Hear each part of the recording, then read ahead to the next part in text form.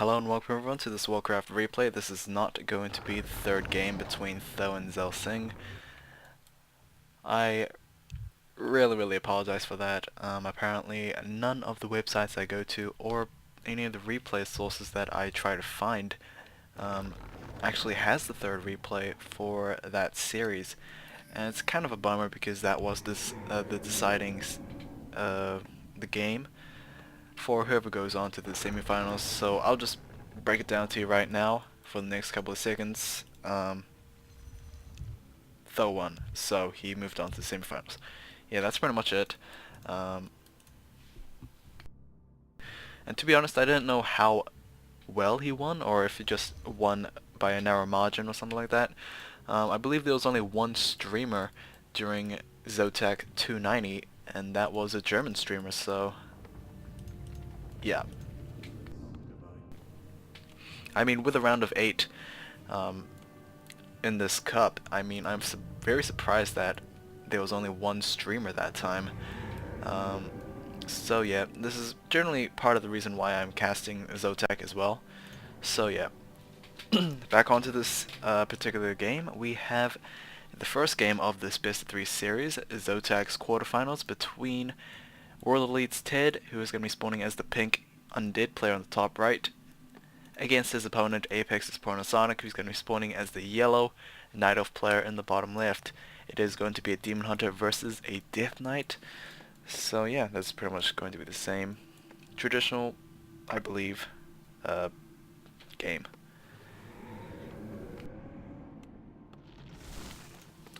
A player's forces are under attack. Okay, it looks like Sonik is going to start off with this orange creep camp. We did see before a couple of series back a failed attempt at creeping this camp. Maybe, I don't know, maybe that camp is just extremely risky, but it just didn't look like it worked out. We are seeing that 4th ghoul for TeD, so he is gonna forego that graveyard until sometime later. Scroll wheel is kinda screwed up. Either way, a Death Knight is going to move on out. He does have a corpse available for that Rod Necromancy, but he's going to go after that Wisp instead. Wisp is going to be forced to run away, and the experience is going to be given to the DK, so he was able to kill that Wisp. And thankfully, will prevent Sonik from creeping for some time. A player's forces are under attack. Okay, or maybe not. I don't know, Death Knight, Demon Hunter will not get to level 2 anytime soon, as his creeping is going to be interrupted. However, the Wisp was able to detonate on top of those 2 skeletons, giving him, I guess, a compensation experience.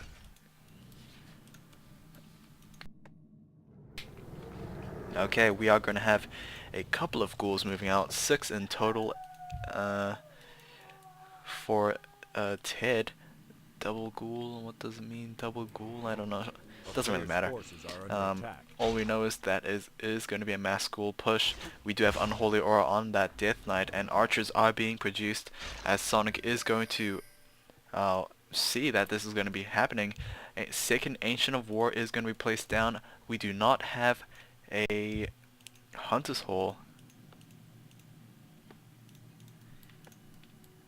Oh, apparently, oh, that was second crept. I did not see that. I thought that was a graveyard. Apologies. We have an immolation coming from the Demon Hunter as well. So yeah, immolation, or immolate, is going to be a very powerful ability against an army like the mass ghouls. As we can see here, the ghouls are going to give this round on that Demon Hunter. However, the Demon Hunter will be able to deal tons of damage while he can always retreat back to his Moonwells and of course heal back up. But can he actually do that when he gets out of this round? Yes, he will get out of this round, and no death coil from the Death Knight, as he is only level 1 and he was able to run away, or at least he will be able to force his opponent to run away. The ghouls are going after that Demon Hunter once again, but the Demon Hunter is fixated on that Death Knight. Will we have another mana burn? We do not have enough mana on that Demon Hunter, so that's going to be a little unfortunate. Archers are going to be killed off. Yeah. What was killed over here? Not sure what was there, but oh well. A town is under siege. Ghouls are going after these moonwells. We do not have a hunter soul. A hunter soul. Oh, we do have a hunter soul. Never mind. We do have a hunter soul as well as a second ancient of war, I believe. Hold on, wait. Where's the first one? Oh, there's the first one. So we might go into huntresses, but who knows? Really, I think Sonic's a little too focused on that demon hunt, Death Knight. A demon hunter does. Will he get off a mana burn though? I mean, a mana burn would really help against that Death Knight. Death Knight is not going to be level 2 anytime soon, especially since these ghouls are going to stick around over here. Naga which for Sonic is going to be hired up. Maybe, just maybe, the Demon Hunter will direct that Death Knight away from his main base and of course move on to that Naga Witch, but who knows. Level tier 2 on that main base is going to be halfway completed. And of course we have the Naga Witch moving out, but she can't actually get a good shot against that Death Knight. So it looks like Sonic was able to successfully push away his opponent, not losing a single Moonwell it looks like, and of course is going to place down Ancient of Lore, maybe a second one as well.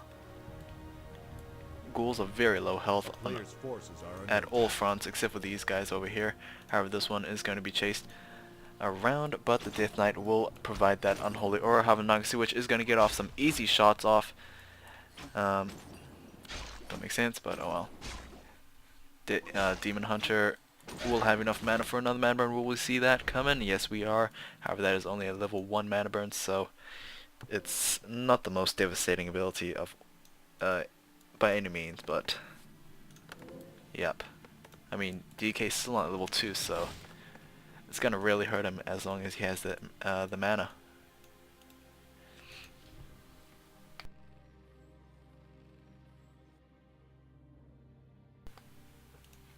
Okay, we have second Ancient of Lore being placed down. Honestly, Sonic is gonna look very, very good compared to his opponent. However, that will, you know, that will depend on the next couple of actions. TeD is gonna go to tier 3 as well. These ghouls are slowly dying. DK is still at level 1, so we can't really heal them back up.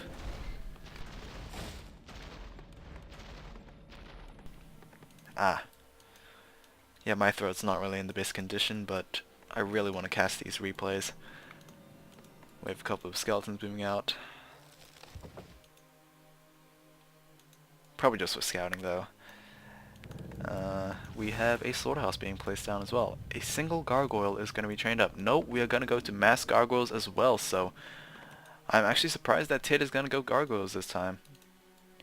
Or at least this game. Huh, interesting choice.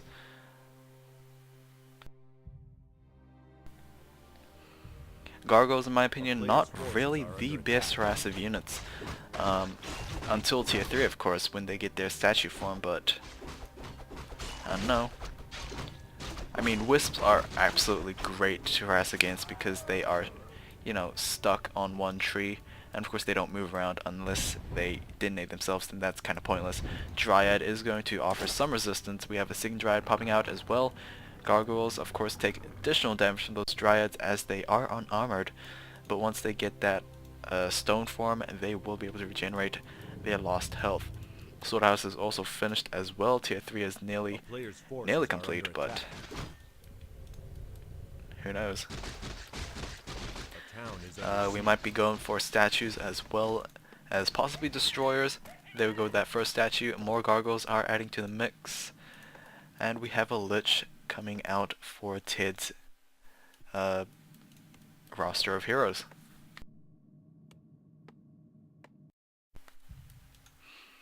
Right now, Naga Witch is nearing level 2. Demon Hunter is, well, he's still at level 2, but he is much more closer to level 3 than that DK. DK went ahead and creeped out by himself as well, and nearing level 3 as well. I mean, compared to that, I guess not so great early game, he's done a good job catching back up. Either way, Death Knight is going to take a lot of damage from the Demon Hunter. Gargoyles are doing some damage, but of course it will take some time to deal, you know, major amounts of damage. Statue is going to heal and of course regenerate the mana back up for the undead army. Stone forms probably being researched. We're gonna have Frenzy being researched first, so I mean, this will all depend on if TeD is actually sticking to mass schools, but who knows. This Ancient of War will be destroyed by those gargoyles. And the Lich does have that Orb of Corruption, so it's gonna be a difficult fight for Sonik. Actually, he doesn't really have that much of a beefy army. He has Dryads, but that's pretty much all he has right now, so this will be interesting. TP Scroll is going to be used on that Demon Hunter. Gargoyles, of course, deal additional damage to these Dryads, as well as they are also unarmored, and we're still popping out more Dryads.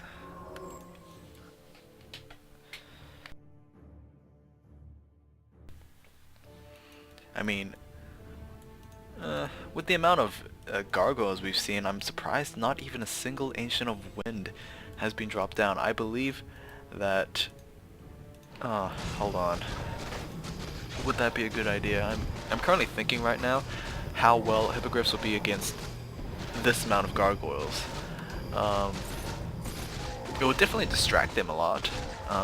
Either force TeD to go microing these gargoyles, or just forcing these gargoyles to engage the Hippogriffs, but would that be worth the resources? I'm not sure. Of course Dryas can pick them off when they're distracted by the Hippogriffs, but there's still those ghouls to consider as well. That's where bears should have came in, but bears can't really do much against gargoyles. That's kind of the predicament, really. If you go mass chimeras, they'll easily be focus fired by those gargoyles. I mean, look at them. They are like 62 to 80 damage against air units. We have anti-magic potion on that Demon Hunter. Ancient of Lore is getting battered down by the undead army, and of course the invulnerability potion is going to be used, as well as Immolate in combination. And it looks like these undead units are going to surround that Demon Hunter. Demon Hunter is going to be focus fired right now. No stat preservation and a Frost Nova to deal the killing blow. Nagasi, which was not anywhere nearby, and of course that will be a bad loss.